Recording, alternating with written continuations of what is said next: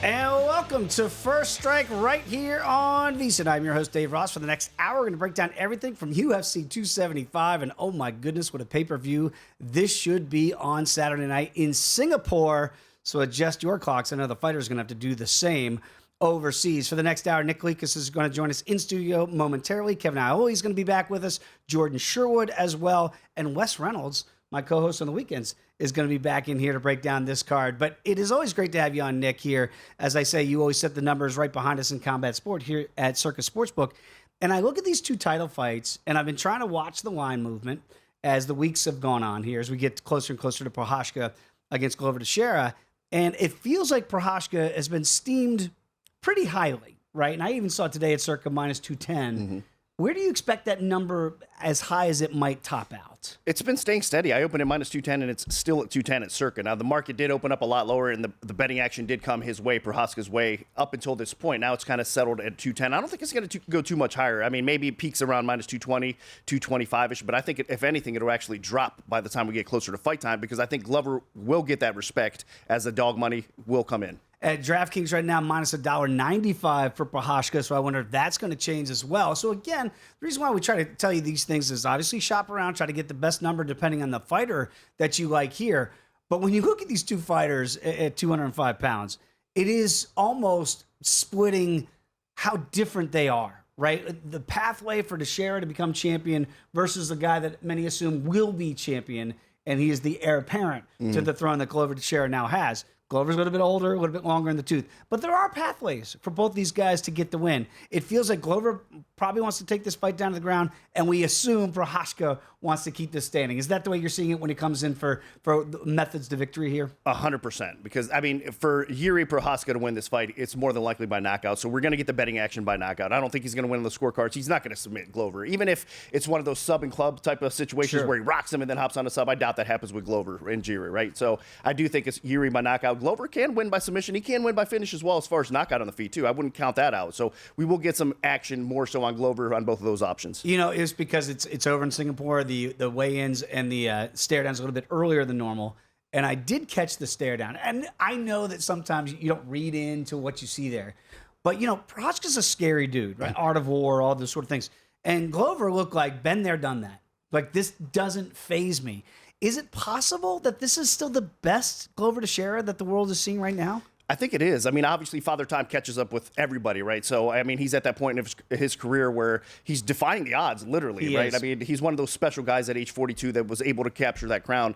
But that being said, I do think physically and mentally, he is in the best shape and the best spot in his life, in his whole career. But again, can he keep maintaining that? I don't know. We'll see as it goes. You know, what's really intriguing here in a potential 5-round title fight is when you look at the round prop and I see 1.5 and you go, wow, it's double dog daring you to take the over, because again, if you kind of think that Teixeira's pathway to victory, that would mean maybe wrestling. He gets a takedown. He can stall maybe the fire and fury here of Prochazka in the first round. If you like Prochazka, are you seeing money come in on the under for backers of Prochazka? I think so. We're seeing both, because Prochazka could finish this fight, like we said, by knockout early on, more than likely, right? And then a lot of people don't believe he can survive against Glover on the ground. That's why you're seeing the action coming on the under, right? Because, like you said, might be able to grind Prochazka out. But more than likely, if he gets the opportunity to get Prochazka on his back with a little bit of time to work, he's probably going to win this fight by submission. So that's why you're seeing the under being so intriguing to the bettors out there, and they are taking that under more so than the over. Are you surprised the way,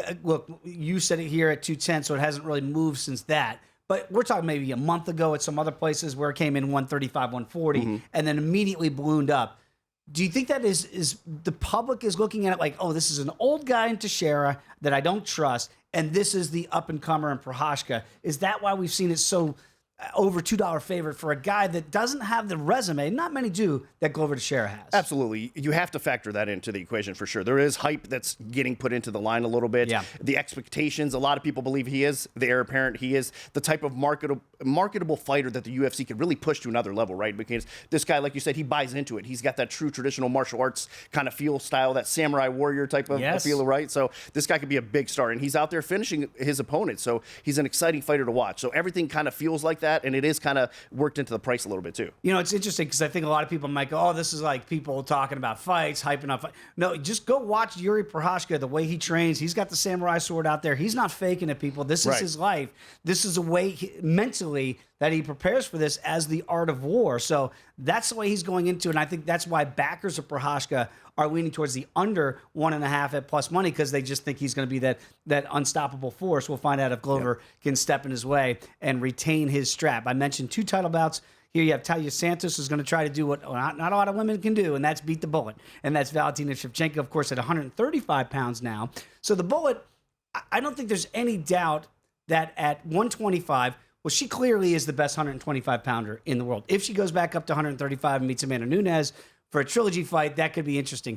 But in this weight class, is anybody her equal at 125? Nobody is. I mean, we haven't seen it. I don't think we're going to see it. Like I said, for me, this is probably one of the toughest spots for Shevchenko, because at least Santos on the other side of things, she's physical, she's strong, she does have some knockout power, she does have that submission ability in the ground game with the wrestling to go along with it. But can she maintain it to steal 3 rounds of the fight or even possibly finish Shevchenko? Hard to believe she can do it because nobody else has it thus far. So yeah, Shevchenko is just head and shoulders above everybody in that weight class right now. But I am intrigued by this matchup. Like I said, I think Santos can give her some problems, especially early on. Yeah, no question about it. And again, I'm not trying to move her out of the flyweight division. She's the best flyweight we've ever seen, right?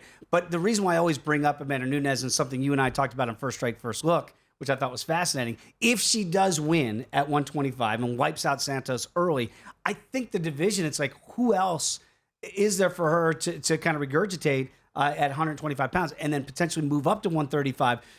Is Santos that bigger woman even at 125 that could get her more ready to go back up if she wants to move up in weight? I think so. Yeah, I mean, there's a lot of similarities, I think. I mean, you can't compare anybody to Nunes, but if there's somebody that's going to be close, it's probably a fighter like Santos, right? Right. Yeah, so I do believe that. And so, again, I look at the total rounds here at 3.5, just a little bit slightly to the over here at 3.5 rounds. I always feel like, even though, again, at 125 pounds, they're equal in weight, but Santos feels like the bigger woman to me physically.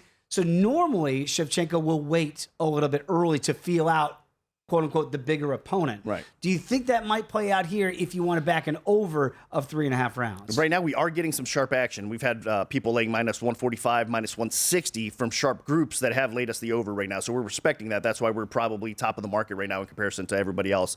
But yeah, I do feel that way. I think that a lot of people are going to think that this kind of settles in. Like I said, the first couple rounds are going to be very competitive. And then the sweet spot is probably that 3.5. I think it could hit the scorecards, obviously. If it gets that far, then the likeliness of it hitting the cards is pretty good. But that being said, I could see a finish in round 4, round 5. Either way, really, but more likely Shevchenko gets it done late if it happens. When you're talking about a $6 favorite in Valentina Shevchenko, will it be a popular play for people to bet her by decision at plus $1.10 so they can get plus value instead of laying that big number? Because I don't believe, many believe, that Santos could win in the cards. Right. Absolutely. We are going to see that. We're going to probably have to keep on adjusting that particular prop, because I think that's the way a lot of people do believe Shevchenko is going to win, is on the scorecards. Maybe the fight of the night could be Weili Zhang against Joanna Jędrzejczyk in a rematch.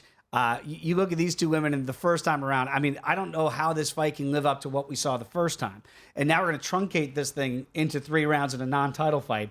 What do you expect, and what are the money and the bettors showing you so far, which way they think this fight's going to go? I open at minus 170. It stays steady at minus 170. Again, the rest of the market's been bopping up and down a little bit here, right? I'm expecting the money to come in on Joanna, because obviously the former title holder, I mean, she's got so much respect from the MMA bettors out there, the MMA betting the community in general, right? So she's a legend in the sport. I think it's hard to see plus 40 or plus 50 or whatever the case may be next to her name and not take a bet at it. So I think the public will come in that way. I think we'll see some sharp action come in that way as well. But then the sharps will pounce on Zhang, because I think as the price drops a little bit, the value probably opens up on Zhang.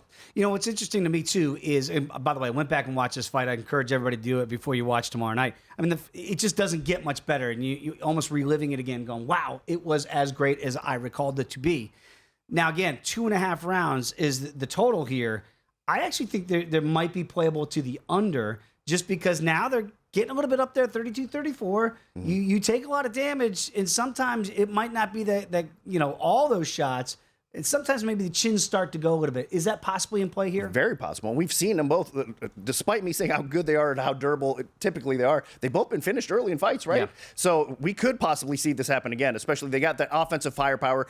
They have the finishing ability. And again, we've seen them get finished in the past. So yeah, I would not lay the chalk on over 2.5. If you're going to bet the total, it's probably looking at the under, just leave it alone. Yeah, absolutely. And again, both these women thinking that a win tomorrow night in Singapore might catapult them back into title contention here.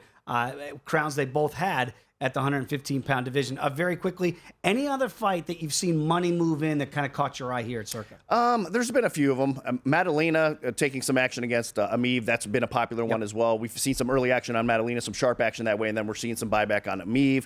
Of course, Brendan Allen and Malkoun. That's been a very popular, kind of chalky play because it was sitting around minus 200. Now it's closer to minus 300 on the Allen side as well. Those seem to be getting a lot of action right now. Very quickly, we have about a minute to go. Whenever you have a pay-per-view of this caliber, obviously UFC on the line, you guys are going to really get into the weeds here in this card. What can they expect on UFC Fight Pass? We have a UFC on the line available right now on UFCFightPass.com, so check it out. It is for Yanni the Greek, myself, and this time it's John Anik actually hosting our show as well. So shout out to John Anik there. And we do cover every aspect there is to cover as far as the betting angles of this card, our best bets, our prop bets, everything there is to it. And then also we just launched recently a new podcast called The Gambler's Perspective that's also available on UFC Fight Pass. Tell me about The Gambler's Perspective real quick in about 20 seconds. It's kind of a supplemental little podcast that goes along with UFC on the line. So it's available every week. And again, it's myself and Yanni the Greek, and we break down every UFC card. We give a hot topic of the week, of course, our best bets, and then we bring on a guest for about 5 to 10 minutes as well. Color me intrigued. Yeah, I'm in. It's pretty Follow fun. Nick on Twitter at Fight Odds. Nick, always appreciate the time and the information as always. Thank you. Love being here. Thank you. Kevin Ioli is going to join us next right here on First Strike on VSiN, the Sports Betting Network.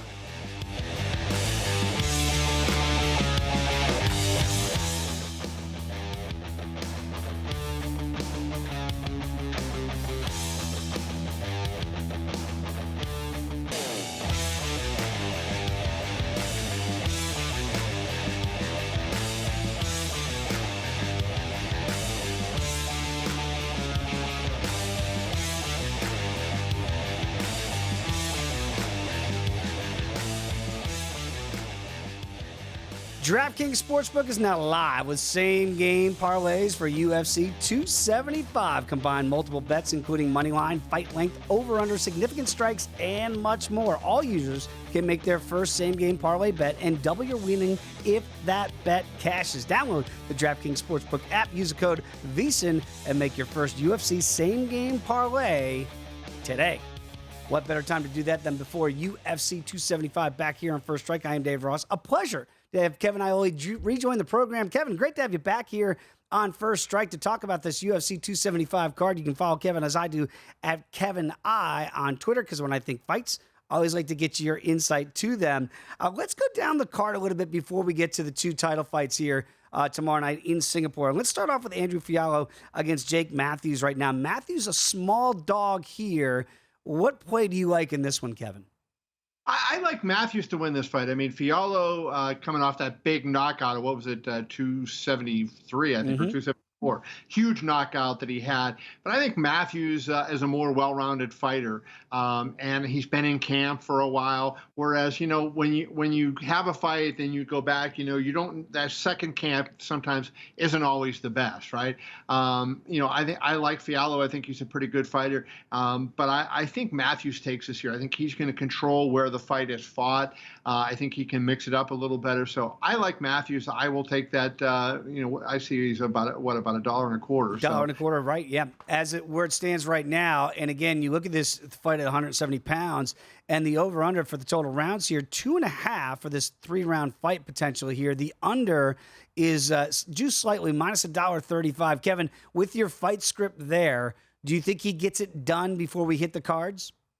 No, I think that it's going to go to the distance. That's another, you know, I think if Fiallo wins it, it's going to be, you know, inside the distance. But I think if Matthews wins it, it's going to go the distance. And since I like Matthews, I like it to be a long fight. So I like the over in that one. All right, you can get plus money at that too, plus $1.05. So Matthews plus $1.25 to win the fight. And the over 2.5 rounds right now, you can get plus money there at plus 105. Okay, it's not a title fight, but it feels like a title fight when you have Joanna Jędrzejczyk against Weili Zhang here in that rematch. What a scintillating first fight they had at 115 pounds. Now we're going to move this down here to just 3 rounds potentially for this firefight. It could be the fight of the night, even though it's not for a belt. Kevin, how do you frame up this rematch here? Well, I think this is an interesting rematch because Jędrzejczyk hasn't fought for 2 years. Basically, since that last fight, she has sat out and hasn't done anything. And a lot of times I think that's the right move to make because you let your body heal from those really brutal fights. But she needs a win here in a worse way. They both really do. Weili has lost twice to Rose Namajunas. So has Joanna. So there's a lot going on here under the table. The winner has been promised a title shot. I like Weili Zhang in this fight. And the reason why is I think the influence of Henry Cejudo. What adjustments can they make for the first fight? Well, if you look at Joanna's career, she pretty much is what she is, a stand-up fighter. You know, she's got a good variety of strikes, but she is going to come at you on her feet. Weili Zhang has always had a little bit of wrestling, but since she's worked with Henry Cejudo at the Fight Ready team, I think it's got a little bit better. I think there's going to be a lot of pressure on both of these women to win, but I like Weili. I think she squeaks it out.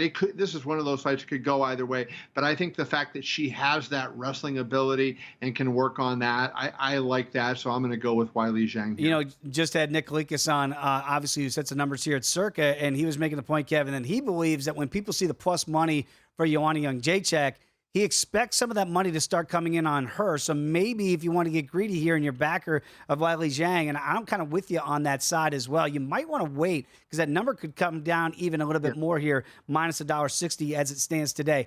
Everybody assumes this fight's going to go the distance, right, after what we saw the first time around.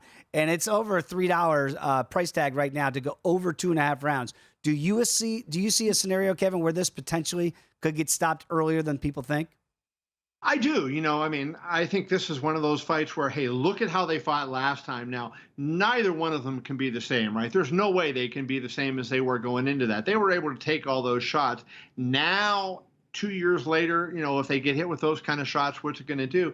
I also think the fact that they both have lost twice to Rose Namajunas is going to be a factor in this fight because they know they need to look good in this fight. So sometimes when you know, yeah, you need to win really badly, you need to look good, you take risks. And especially for Joanna, who isn't going to have as much of a ground game, you know, she takes a risk. You know, Weili can hit hard. We saw that with what she did against Jessica Andrade, among others. Weili has that power. You know, Weili is one of the stronger, if not the strongest woman in that division. I think where she sometimes comes short is, you know, in her fight game preparation.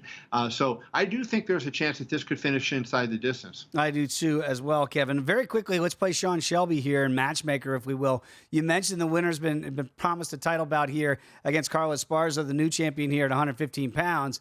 I'm sure that Joanna would love to see that. I'm sure Weili Zhang would as well. The loser, do we put the loser with Rose Namajunas? Is that the way you see this play out in the big four at 115 pounds? Boy, I tell you, and I said this to Dana White when I interviewed him the other day, you know, that's a tough one because they've both fought her twice, right? They both lost twice. And especially with Joanna, they were decisive losses, right? They weren't. So the second fight between Rose and Weili, you know, you could argue who won that fight. It was a split decision. You could argue who won the fight. So I think the matchmakers are going to have a tough time matching the loser of this fight because one of the best fighters in that division, but it's going to have a lot of losses in a row. And that you know, who wants to fight somebody coming off of 3 straight losses? That's really difficult. Yeah, no doubt about it. Talking with Kevin Ioli. Follow him on Twitter at Kevin I. Let's stay on that theme here with these ladies, but let's just go up to 125 where the Bullet's going to take on Taila Santos here, Valentina Shevchenko. We look at her pound for pound. You can make the argument, best fighter on the planet. I think you can certainly put her in the equation there with Amanda Nunes, despite those 2 losses to Amanda here. At 125 pounds, on that same vein, if you're Dana White, if she wipes out Taila Santos in Singapore, what would be next for the Bullet? Would you like to see her move up to 135 again and maybe see Nunes one more time at 135? Well, you know, UFC 277 is going to have Nunes in a rematch with Juliana Pena for the belt. So I think Dana has conceded, like, if Valentina wins this one, she's probably going to go up and fight at 35. It's going to be the question of who does she face. If Juliana beats Amanda in the rematch, then I think you'll see Valentina rematch Juliana. Valentina submitted Juliana in a fight a couple of years ago at 135. That was right before she dropped down to go into the flyweight division. If Amanda wins, I think it's a really big fight, because you can make the argument, especially on the second one, but on both of them, that Valentina won those fights. I mean, they were very close, and so I never criticize the judges when the fights are that close. But I think you can make the argument that Valentina won both of those. So you put her in with Amanda again, and that is a fight that a lot of people are going to want to see. So they have options there, because I think there's a lot of good fights they can make for Valentina. No question. She's over $6 favorite, 630 to retain that strap against Santos. And again, the over 3.5 rounds right now is juiced to the over at minus $1.75. That'll be an interesting co-main event. But let's get to the main. Let's get to go over to Teixeira, and let's give the old man his due here as he's got that strap. But the betting market is not. They're all backing Yuri Prochazka here to be and new. And right now, it's close to $2 across the board, $1.95 here at DraftKings. What do you make of this matchup at 205? This is a fight to me that I see no way it goes to a decision, right? So, I mean, whoever wins is going to win by finish. That's how I see this fight going. Prochazka, got a title fight after just 2 victories in the UFC. So think of what that says about what they think of him, right? I mean, and he's ranked number 2 in the division after just 2 fights. So that shows that obviously a lot of people are really high on him. But Glover Teixeira is one of the most beloved fighters in the sport. And when he beat Jan Blachowicz to win the light heavyweight title, so many people were happy for him. There was a big celebration for him. Teixeira is one of those guys that he's always been good, but he's gotten better as he's learned his body a little bit, and the UFC PI helped him out a lot with training. He was one of those guys that kind of trained crazy, Dave, and now he does it more on a scientific basis. When he can push hard, he does. When he needs to rest, he rests, and that has improved him. And you've seen that in his not only his title fights, but in the couple fights when he beat Anthony Smith and guys like that. So I think this is interesting. Both of them are good strikers, but Prochazka has the better, more explosive striking. But then the ground game becomes the issue. Is Prochazka have any way to combat the ground game if it gets to the ground? And I don't think he does. That's why I think you've got 2 chips in the pot for Glover, because he can knock you out or he can submit you, and then you have Yuri that can get the submission. But I mean the knockout. But I like Yuri to win this. I think he's too explosive, and I think he's right at that peak period of time. And I think you're going to see him finish Glover in this fight. Yeah, normally I try to go with the older guys as an old guy myself here, Kevin, but I'm kind of right there with you. What about me? You look great. I just think at Prochazka right now, I think you're right on. That first round is going to be very, very intriguing. Kevin, really appreciate the time and the information. Enjoy the fights. Can't wait to have you back on here on First Strike. There he is, everybody, Kevin Ioli. When we come back, we're going to go to Chicago and Jordan Sherwood. Come on back. It's First Strike on VSiN, the Sports Betting Network.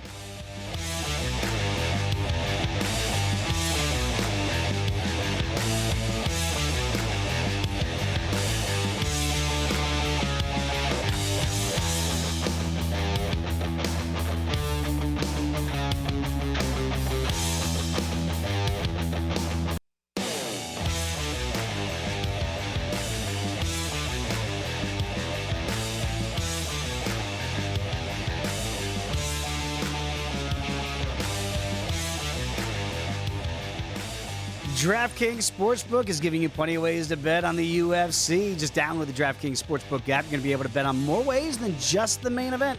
DraftKings has great odds on fight lines, total rounds, and futures for MMA events. Eligibility restrictions to apply. See DraftKings.com/sportsbook for full terms and conditions.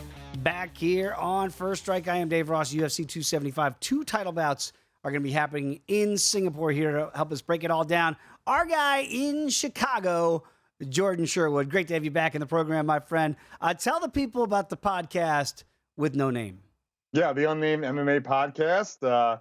It debuts every week on ESPN Chicago, and we talk about the fights. We talk about some of the plays that I'm liking. Maybe we get a Chicagoan on the show, Bilal Muhammad, Curtis Blades, a couple other guys. But still no name. No need to reinvent the wheel at all, Dave. The Unnamed MMA podcast with me and Adam Abdallah. That's how we're going to run with it until we get creative, I guess, and come up with an actual name. I miss those Chicago days, and I'm sure if it ain't broke, you don't need to fix it, my friend. Keep on rolling. Let's get to some of those plays that you might like here on this card in Singapore. Very interesting card. We'll get to the top heavy portion of it. But let's start off with Maddalena against Amiv here, because this is kind of a newcomer here in Maddalena in the UFC, and I know there's a lot of hype there behind Jack. What do you make of this matchup here? Now about $1 minus $1.55 here against Amiv, plus 135 in the comeback. Yeah, I mean, it's very interesting when you get a fight like this where it's a hype train that the UFC has in the Australian. He's 11-2 for a reason. He's in this spot for a reason. Starting off the pay-per-view, he's shown good hands. He's got heavy counters. I think he's got 9 wins via KO, and he's not lost in 6 years, 11 straight wins. But now look, wrestling is going to be contested because that's what Amiv does. We've seen him countless times with his wins over Zawada, his wins over, Sam Alvey, and even though in a loss to Danny Roberts, the guy hunts for takedowns, and when he gets them, he's a very difficult out. I think he's 7-2, in his mixed martial arts career in the UFC. So I'm in on Maddalena. I think the hype is real. I think again, the UFC at times, finds a fighter and finds the right fighter, and this is a guy that I think is going to be able to counter the takedowns and score enough damage on the feet for him to get his hand raised tomorrow night. I'm not predicting a finish. I think we're going to have a slow, methodical 3-round fight. But at the end of the day, I think the points, the scoring, the striking is going to be enough. And the takedown defense is going to be enough, or Amiv is not going to be able to execute his game plan.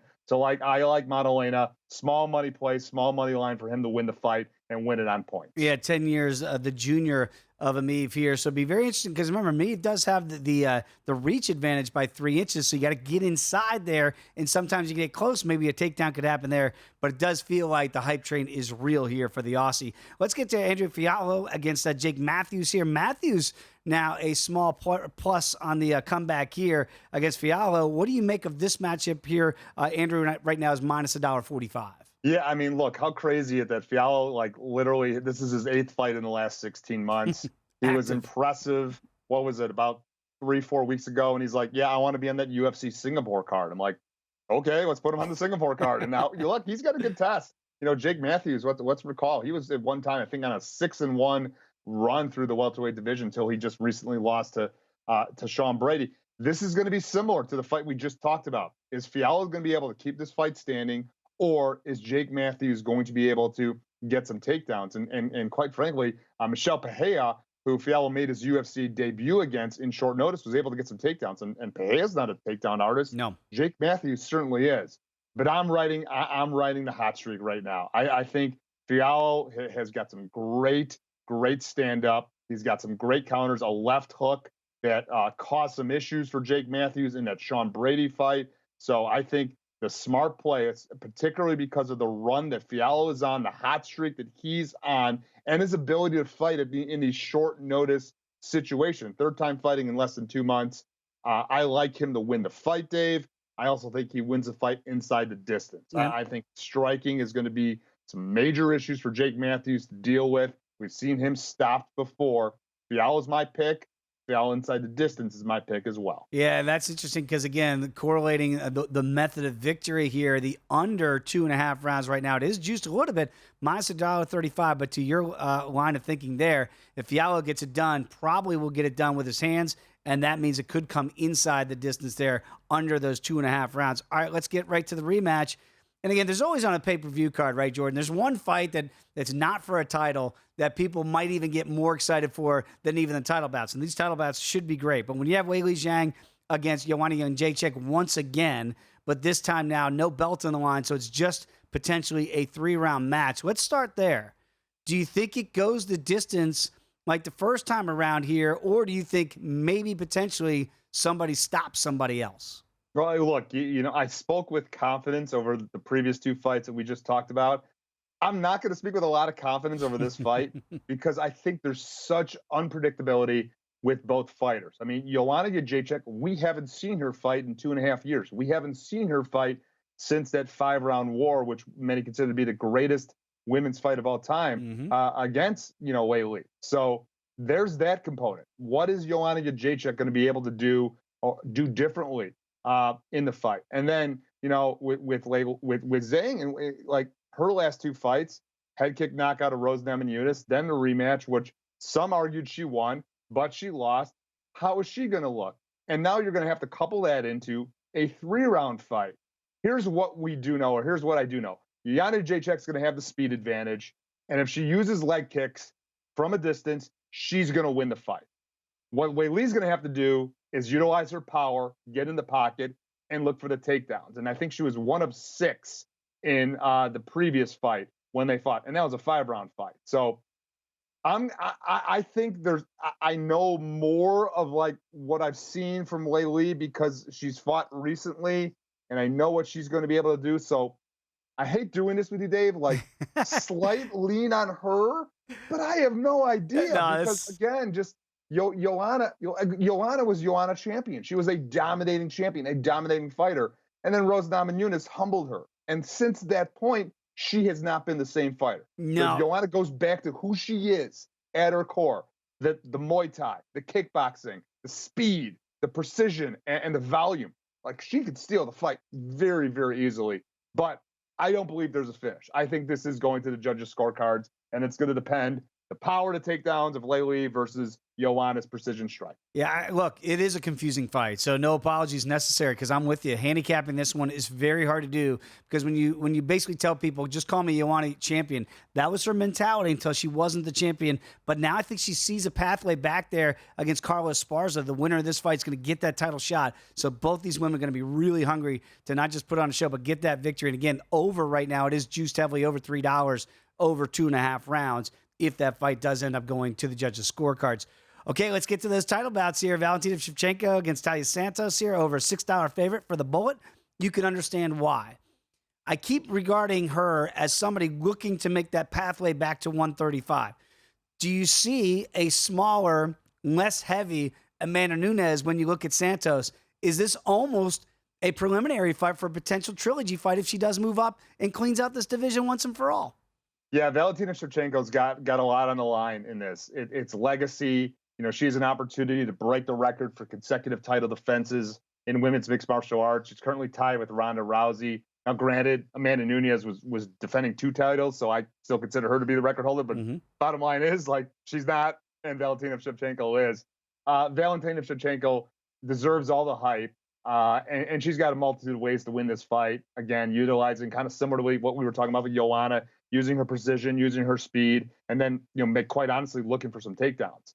But Taila Santos is the most favored underdog I think Shevchenko has fought in the last 6 or 7 fights, and rightly so. I mean, she's 19-1 for a reason. She should be 20-0, a split decision loss in her UFC debut. And look, she does hit hard, like you just alluded to with Amanda Nunes. She's very athletic, very powerful.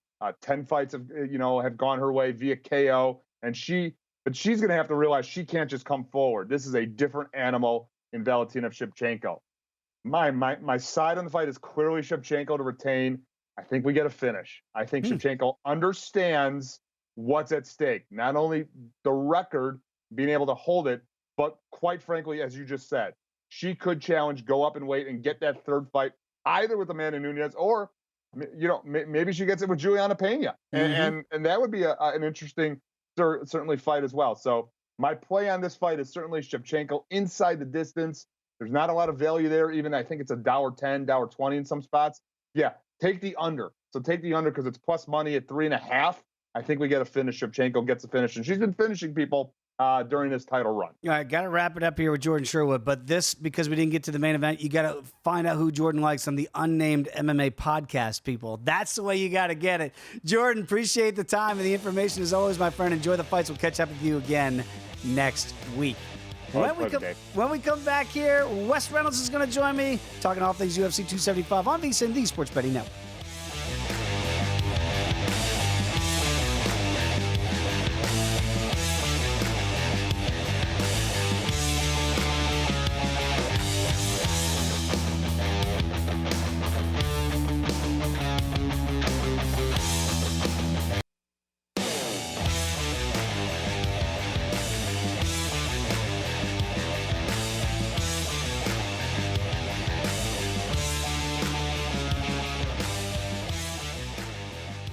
Want more betting insights to give you an edge? Well, check out VSiN's Best Bets podcast. You can listen to daily sports betting highlights from the entire 24/7 stream of VSiN experts tracking line moves, odds, props, wins, losses, and bad beats from sportsbooks in Vegas and across the entire country. Download the VSiN Best Bets podcast now at VSiN.com/podcast or wherever you get your podcasts. Hopefully you're listening to First Strike, and check out First Strike First Look each and every Tuesday as we try to give you a look ahead before we get to the main events on a Saturday. And we do have a huge main event here, UFC 275 in Singapore.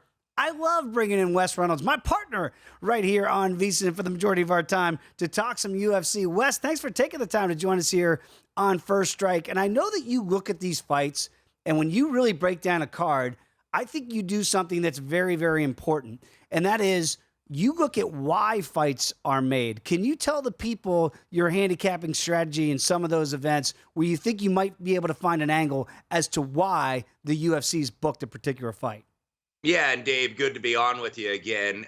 Just looking at how fights are booked, if you will. And I know that's an old pro wrestling term, the booker. You book a match to get somebody over in a match or to build a storyline or something like that. And I think that does apply a little bit to UFC. The longtime matchmaker of UFC was Joe Silva. I know he's not with the company anymore, but Joe Silva was a big pro wrestling fan. And I think a lot of guys that work within the company are closet wrestling fans. So they kind of book fights, I think, for a certain reason or a certain storyline. Maybe young prospect against a veteran that's a big name but might be aging on the downward spiral of their career, and they want to get a young prospect to win because they want to build up some wins. We kind of saw that with Packy over there in Europe at a few fight cards ago earlier this year. That's a guy that they want to build, I think, as a draw and build as a star. So they're giving him fights that they believe he can win. So sometimes you see that.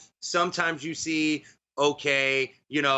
aging fighter, maybe they want to cut a contract because, look, you can't have everybody under contract in this organization.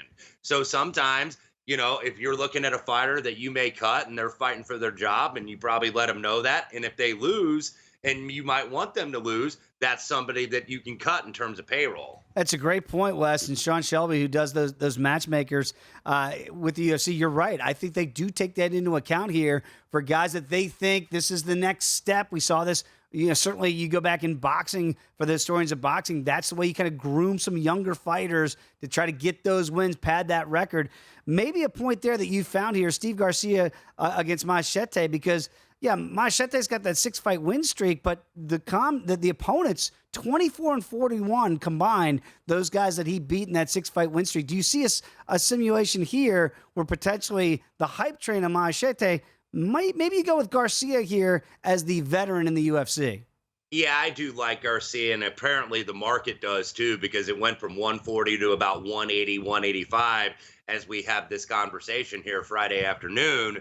And maybe I would use this because it's lost a little bit of value from its opener. Maybe you use this as like one of a 2-leg parlay or something if you want to go with like Valentina Shevchenko or Allen, one of the bigger favorites on the card. But I think you make a good point about the Chinese fighter that was part of the Dana White Contender Series. He was actually the only Chinese fighter to get a contract that season, and he has fought down competition. Meanwhile, you look at Garcia. This is a guy that slugged it out in Bellator pretty early in his career, knocked out Olympic alternate wrestler Sean Bunch in his second pro bout, and he's shown the ability to come back from adversity. If you remember a couple fights ago, he fought Charlie Ontiveros, who put him on his butt with 2 knockdowns, and then came back to win by TKO in the second round. So this is a guy that I think has just been in a little bit taller waters maybe than the Chinese fighter, Mahashet. I may have butchered that name. I apologize. But nevertheless, I do like Garcia here.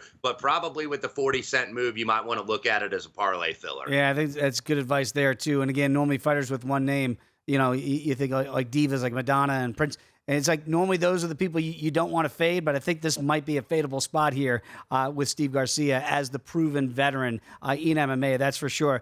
Let's talk about 2 guys that feel like they're right now at 27, 28, kind of coming in their own. Jake Matthews against Andre Fiallo. Andrew Fiallo here. And Fiallo here is coming off a nice win just a couple weeks ago, and now he's right back in there. against Matthews. What do you make of this matchup here? Pretty evenly priced, small plus money here on Matthews. Yeah, I think this is a sneaky good fight to be the opener on the pay-per-view portion of the card. I think it got moved to that with one of the fights dropping out. But Matthews is a guy that fights a lot on these international cards, especially in Australia, where he's from. New Zealand, has won on a Singapore card, so has fought both in Oceania and in Asia, and that's where he gets most of his wins. But if you look at this is pretty even.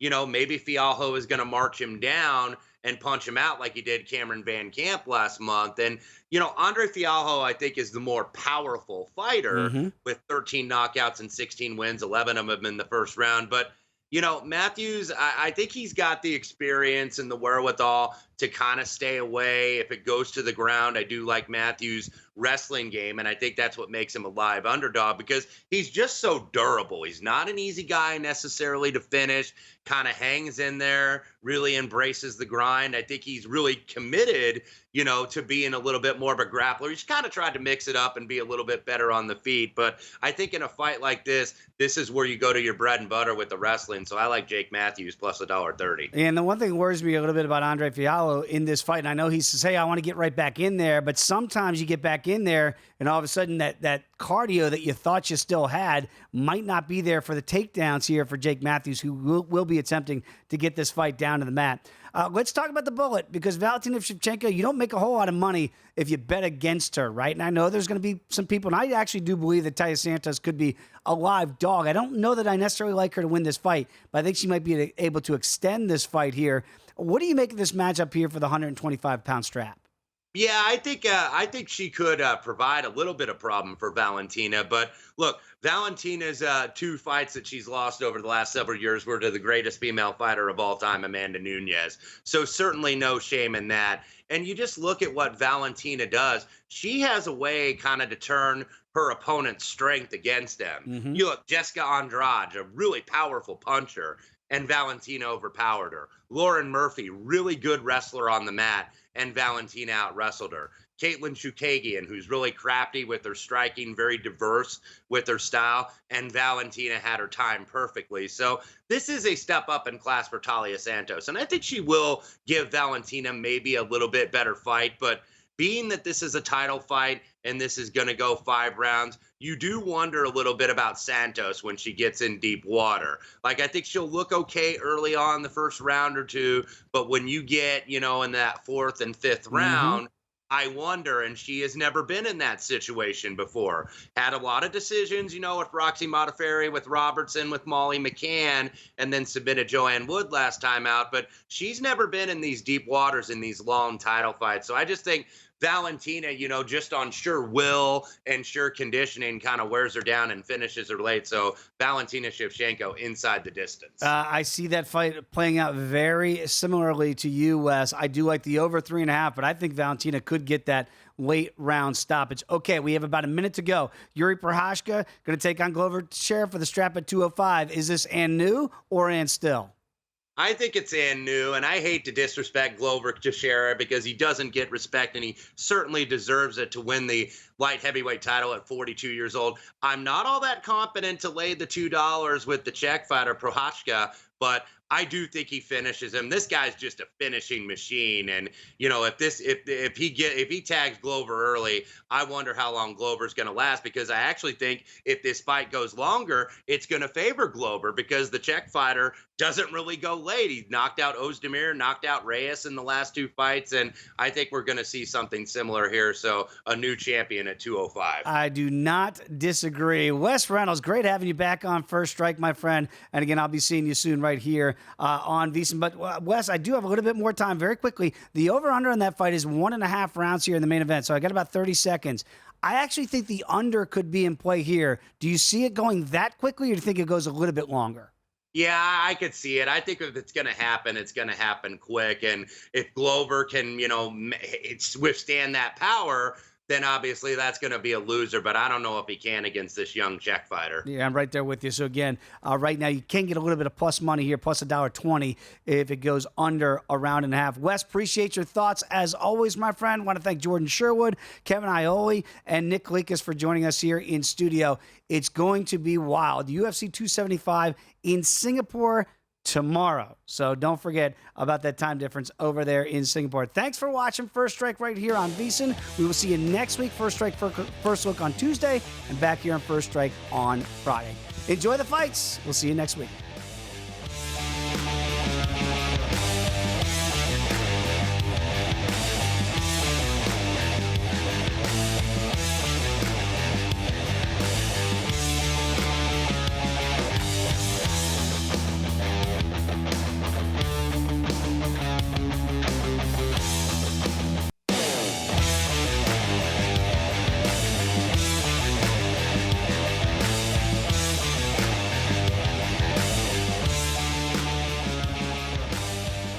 It is First Strike Overtime right here on VSiN. Dave Ross alongside our star-studded producer, Britton Hess. Going to have Britton's bombs coming up here in a little bit. And you nailed Britton's bomb last week. So I hope the people are listening because you gave out some pretty damn good advice. Nothing too fancy. Favorite parlay, but if you really like the spot, you don't want to lay $2 on each fighter, put them together, and you can win it. I mean, it's dangerous, though, because people think that it's that simple. Oh, I just find a couple favorites, put them together, make money. Right. But sometimes if you don't want to lay it individually, right, and some of these bigger priced fights that you see, and if you think that there's really a way to turn that laying of the big number into profit, I think that's what you've been looking for, and it came up big time last week. We'll get to that in just a second. But I do want to start right off the top because, again, just talking to our guest here on First Strike, I feel like there's a decided two-way pathway, if you will, for Prochazka to be and new and or Glover Teixeira to be and still. And that's the wrestling of Teixeira against the striking of Prochazka. If, depending on which way people see that fight, is it that simple to you? No, I mean, I think that the belt that Glover has is kind of more symbolic than actuality. We think about the light heavyweight division, John Jones owning it. There was Gustafsson, there was Rumble Johnson, there was Daniel Cormier. Oh, man. Teixeira didn't have to beat any of them to get the belt. Blachowicz. He had to beat Blachowicz, who was also not exactly young, really great. I love him, love his power. But the problem is that Jan is basically a perfectly built opponent for Glover. Right. So I think he benefited from the kind of Red Sea parting and him getting the perfect person to beat. It did work out very well, but I do think, again, Prochazka, this feels like, again, a guy, 13 years his junior here, 42 years of age for Glover. Glover looked great in the weigh-ins. He's a professional. We all know that. As you mentioned, kind of one of those fan favorites everybody roots for. But this number has been steamed up here. It's up to $1.95 at DraftKings, over $2 here at Circa where we sit in Las Vegas. So the money's all come in on Prochazka. I don't know that there's going to be much buyback on Teixeira. No, I don't see it, and I think that if you do your 2 minutes research, like, oh, Prochazka's only been in the UFC for 2 fights, he's got 2 wins, but it's only 2 fights. But then if you dig deeper, he fought CB Dalloway, he fought Fabio Maldonado, he fought King Mo, 3 MMA veterans, UFC veterans who've been around the sport for a long time. So Yuri's record is impressive. He's younger, as you pointed out. He's more explosive. I don't know what he's going to fear from Glover. I don't even think even if he's taken down, I think he realizes he's strong enough to get up. Yep, that's going to be the problem. Yeah. If Glover does get a takedown, what can he do with it? Can he really control Prochazka on the ground? I'm with you. I don't think so. Very quickly in the co-main event here, where we're going to have 125 pounds, and I keep saying it just feels like Valentina is on the cusp of, she's wiped out this division already. If she wipes out Talia Santos, I got to believe that she goes back north to 135. But I do look at this from Valentina's perspective of this is I don't want to say a smaller version of Amanda Nunes, but somebody that I believe could give her a little bit of pause early in the fight. I kind of like the over 3.5 rounds here, that she takes her time with Santos. I think she might be able to get a late round stoppage, either in the 3rd, 4th, or 5th. But I do think this fight's going to go a little bit deeper into Singapore than people think. How do you see it? Yeah, I think that it will be... I think Tyla is good on her feet, so if she can avoid the takedown early, I think she's going to have good enough defense to avoid an early stoppage. I kind of lean that Shevchenko will win inside the distance. I don't know exactly what round, but I feel like eventually all the strikes will add up. But I do think Taylor will have be comfortable enough on her feet and have good enough defense to protect herself and long enough to make it interesting at least. I don't see a first round finish or anything like Right. that. I don't see a head kick coming like this guy in Chicago and stopping this thing quickly. But I do, again, although I think this is a live dog scenario in Santos with the price tag, I would not play that because I do think Shevchenko ultimately will win this fight. But again, this does not feel like a whitewash, just a walk in the park for Shevchenko. I think she's going to get pushed a little bit in this bout. The third fight of the night, going in reverse order here from the title fights, when you look at Weili Zhang against Joanna Jędrzejczyk, I know everybody's just salivating over to see this rematch here. How have you broken this down? Because I keep waiting for that Joanna money to come in. Really hasn't budged a whole lot this week from First Strike, First Look to where we sit here on First Strike Overtime. Yeah, it's interesting. I think that, like as Nick was saying, it's a little bit balanced so far, but in the United States, Joanna is obviously a much more popular fighter because she was, she made a name for herself, 5-6 years ago, and was kind of one of the faces of women's MMA for a while. No doubt. So I do think tomorrow money will be coming in on her, and I do like Zhang Weili in the fight. I don't know if I'm reading too much into it, but after the first loss to Rose, Weili looked like she was totally defeated. After the second one, she looked like she kind of came to terms with what happened. Mm-hmm. I think she's a mature fighter, and I think Joanna is just kind of still trying to chase the dragon from when she burst onto the scene all those years ago, which caused her to make some bad decisions in the octagon because she forces stuff. No question. And again, she won that title against Carla Esparza. And Carla Esparza it's like whatever was happening in 2014, 2015, it's happening here in 2022 in this division. So it's pretty amazing as both these women, we do believe the winner of this fight will get that shot against Carla Esparza once again for the 115-pound crown. I'm with you. I like Weili Zhang to get her arm raised in victory. And I actually think this fight could be inside the distance as well here, Britton, because I think we both believe with kind of the wear and tear that these fighters have had now, that they're not in their 20s anymore. Mm-hmm. They are 32 and 34. And sometimes all the accumulated shots and damage you take, it can show itself in potentially another fight like this. Definitely. No, I think that under or inside the distance, if you like a certain fighter, is a good way to get value. If you like Weili, put her via KO, probably, to get some plus money on that if you're worried about laying too much juice. And right now, the money has been going to the over. It's over $3 here, so you can get some good positive return here, plus 230 for the under 2.5 rounds. All right, let's get to Andre Fialho against Jake Matthews. And this, again, you kind of feel like a striker wrestler matchup here. Fialho is just, he's just like, hey, I just fought a couple weeks ago. I want to get right back in this card. Dana White said, all right, fine. Here you are, Sean Shelby. Let's go ahead and match it up. And you put him against Matthews here, who we know wants to try to get these takedowns. What wins? The striking of Fialho or the wrestling of Matthews? I think Matthews is hittable, and I think that's a bad recipe against a guy like Andre Fialho.